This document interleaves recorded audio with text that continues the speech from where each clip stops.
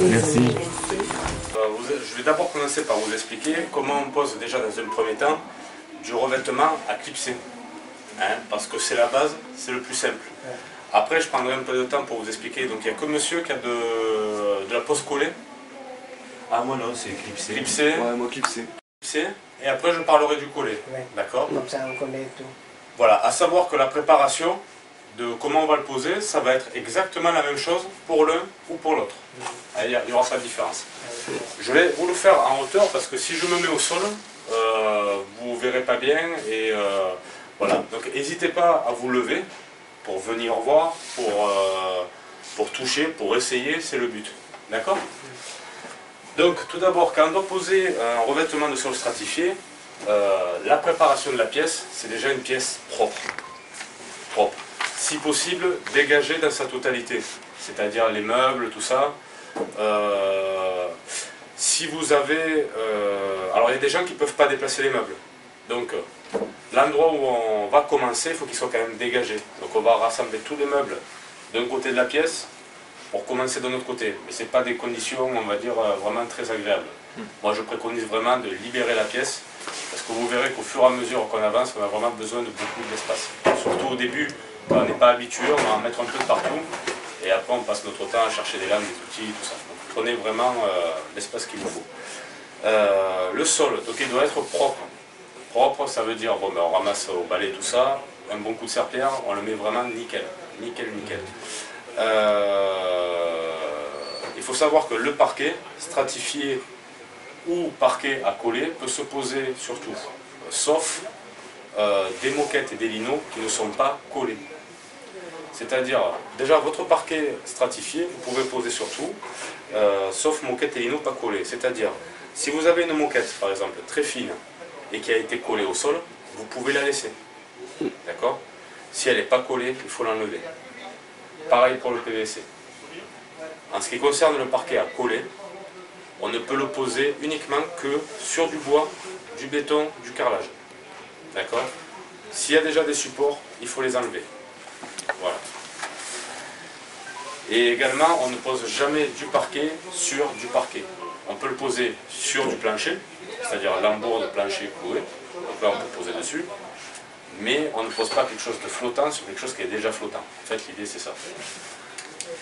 Voilà, donc une fois que votre support est nettoyé et propre, vous allez regarder, vous allez prendre ce qu'on appelle un équerrage de votre pièce.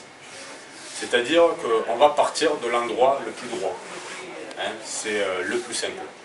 Si vous avez la chance d'avoir une pièce qui est parfaitement rectangulaire ou carrée, vous allez partir, donc voilà, là on a une pièce qui est vraiment impeccable, d'accord?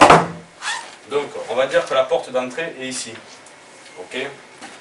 On va toujours démarrer soit ici,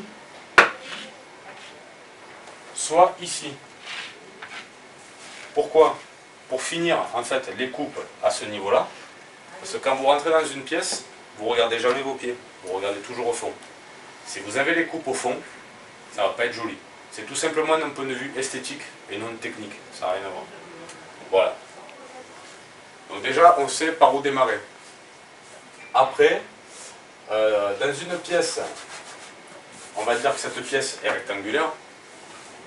Ici, on a 4 mètres et ici 3 mètres. On va toujours poser les lames sur la longueur la plus grande. Moi, je vais poser une question vicieuse. Dites-moi. Moi, j'ai 2 ouvertures dans la pièce. Ici? Une là et une... En haut? Non, là. Là? Ok. C'est-à-dire? Ou en haut. Non, attendez, je suis endommagé. En haut, pardon. Donc face à face les entrées. Voilà, là où je démarre. L'entrée principale, c'est laquelle? Ça dépend de l'hiver et de l'été. Non, non, celle d'en bas. Celle d'en bas, ben vous allez démarrer de là. Là, ça tombe très bien parce que d'un point de vue technique, il faut toujours mettre les lames dans le sens de la longueur de la pièce. D'accord? Voilà. Pourquoi? Parce que si on le mettait dans le sens de la largeur, comme ceci, il faudrait multiplier le joint de dilatation par 2. Le joint de dilatation, je vous expliquerai ce que c'est. C'est un espace vide qu'on va laisser tout autour de la pièce. D'accord? Et si on posait dans ce sens-là, les plaintes ne pourraient pas recouvrir ce joint, cet espace vide qu'on va laisser tout autour de la pièce. D'accord? Est-ce que tout le monde me suit? Il est droit. Ouais. D'accord. Donc vous partirez d'ici. Je me trouve un angle droit en fait. Voilà, il faut toujours se trouver partir d'un angle droit. D'accord? C'est le plus simple. Vous allez partir d'ici, et vous allez en fait dérouler comme ça. D'accord? Ok. En fait, on trouve l'angle droit le plus opposé à la porte, quoi. On est d'accord. À l'entrée. C'est exactement ça. Ok. Si on a une pièce vraiment carrée, on n'a plus le problème de se dire il faut les poser dans ce sens ou dans ce sens. La pièce est carrée, donc peu importe. D'accord? Quand on a une pièce carrée, on a toujours notre porte et toujours notre fenêtre. D'accord? Eh bien en fait on va les poser dans le sens de la lumière, pour un point de vue esthétique. D'accord? N'oubliez pas que le premier point qui est important, c'est pas le point esthétique, c'est le point technique. Il y a vraiment une raison.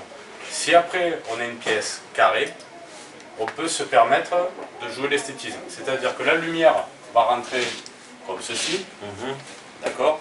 On va poser les lames comme ceci, toujours pareil, de façon à ce qu'on voie moins les joints, d'accord? Vous, dans votre cas, vous ne pourrez pas le faire. D'accord. Ouais. Parce que vous avez votre fenêtre là, et si la pièce est réellement comme vous me l'avez dessinée, c'est-à-dire plus longue ici que là, vous serez obligé de poser dans ce sens-là.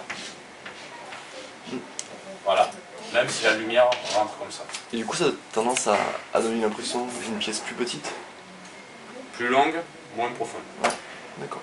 Ouais. Mais vous serez obligé. Et là, vous avez tout à l'heure, vous avez montré un rectangle avec 4 mètres.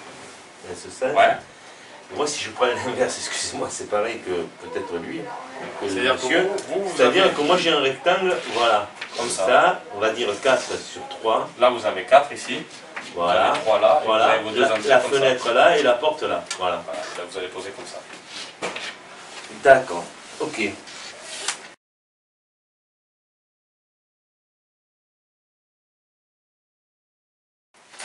Pour la pose clippée, des sous-couches. Une sous-couche. Vous allez avoir besoin également d'un kit de pose. Alors, ce kit de pose, qu'est-ce que c'est?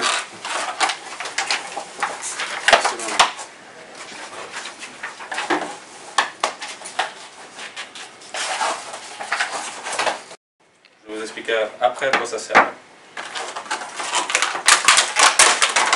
J'ai également un tire-lame. D'accord? Indispensable ça comme outil. Et ensuite,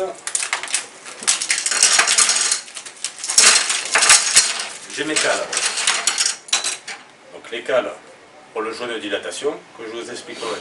D'accord? Et ensuite, j'ai ce qu'on appelle un lisseur de joint. Je vous expliquerai aussi à quoi ça sert.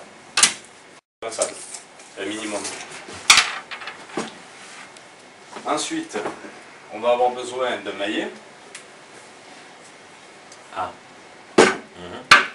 Une presse coupante. D'accord? Donc ça fera une coupe très nette sur le dessus. Bon, dessous, non, on s'en fout, puisque dessous, ça ne se voit pas. D'accord? Pour les coller. Il vous faudra également un pistolet. D'accord? Et il vous faudra également, pour finir, une barre de seuil. D'accord? Voilà. De la colle, on peut poser aussi des clips de plainte. C'est la fameuse presse coupante. D'accord? Vous la mettez au sol. Vous avez votre lame de strat. Je vous ferai une démonstration après. Vous la tenez avec le pied. Vous coupez. Comme monsieur, il a une scie à onglet. Ça, c'est le top. C'est vraiment le top. Parce que ça va vous permettre de Ça faire... ressemble à quoi? C'est une scie à onglet. Une scie à onglet, en fait, c'est... Vous avez un gros boîtier ici. D'accord? Et vous avez, en fait, un disque en hauteur. Qui est comme ça. Et en fait, avec une poignée, vous abaissez et vous coupez. Et ça vous fait des coupes très bien. Nickel. Parce que vous pouvez aussi faire les coupes à 45 degrés pour vos plaintes. Et ouais. Et manque de force. Comment? Manque de force. Et voilà. Et une scie sauteuse, des fois, ça... Ah ben ça va, exactement. Là c'est droit. Ouais. Là ça sera droit. Donc voilà, là on a tout ce qu'il faut pour travailler.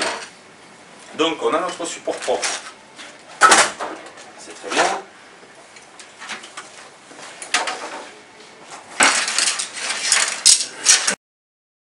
mais il y en a qui s'en servent, c'est une équerre, quelque chose comme ceci.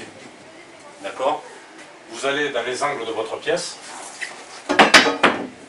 et vous allez contrôler l'équerrage. Donc là, vous dites, ok, c'est bon, ma porte est ici. Je vais partir de là, c'est bien propre, c'est bien droit. D'accord? Donc ça, c'est un outil. Si vous l'avez, c'est pas plus mal.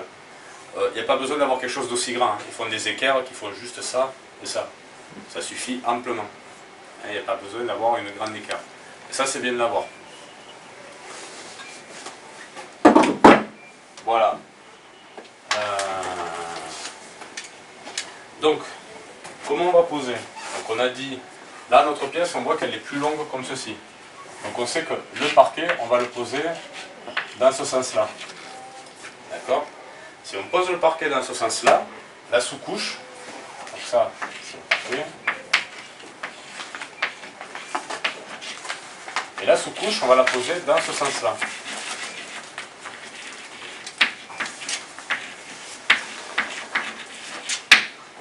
Pourquoi? Parce qu'on croise toujours. D'accord? On pose jamais deux choses l'une sur l'autre dans le même sens. Toujours opposées. D'accord? Voilà. Donc, notre sous-couche, voilà, c'est ça. Alors, je vous montre celle-là. Alors, ne bougez pas. Et elle est très facile à couper.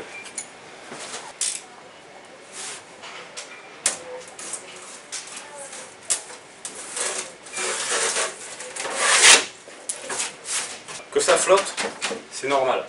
On la colle pas. D'accord? On la laisse telle qu'elle. La partie aluminium sur le dessus. C'est bien, on a notre sous-couche, donc elle est flottante. D'où le principe de la pose flottante. D'accord? On en a mis partout.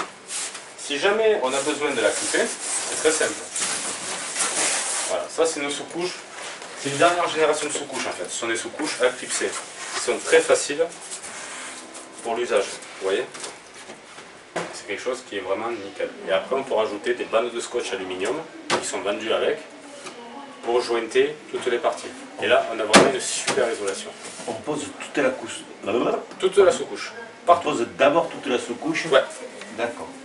Ouais. On pose d'abord toute la sous-couche. D'accord? Isolation phonique aussi. Et thermique.